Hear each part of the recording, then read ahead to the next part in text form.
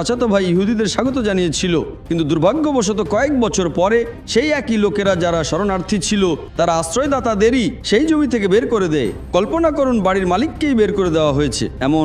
এখন যখন ফিলিস্তিনিরা তাদের অধিকারের জন্য লড়াই করছে, তারা চিৎকার করছে যে এটি আমাদের জমি।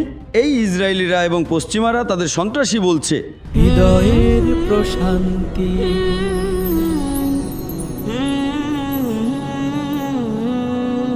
আমি আপনাদের সবাইকে ইসলামিক অভিবাদন দিয়ে স্বাগত জানাই। আসসালামু আলাইকুম ওয়া রাহমাতুল্লাহি ওয়া বারাকাতুহু।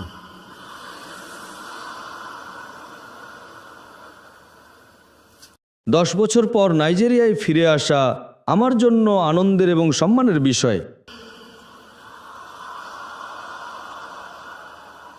এটি আবুজায় আমার দ্বিতীয় সফর এবং এই ভলিউম বা ভেলোড্রোম স্টেডিয়ামেও দ্বিতীয় সফর। 10 বছর পর আবুজার ভাই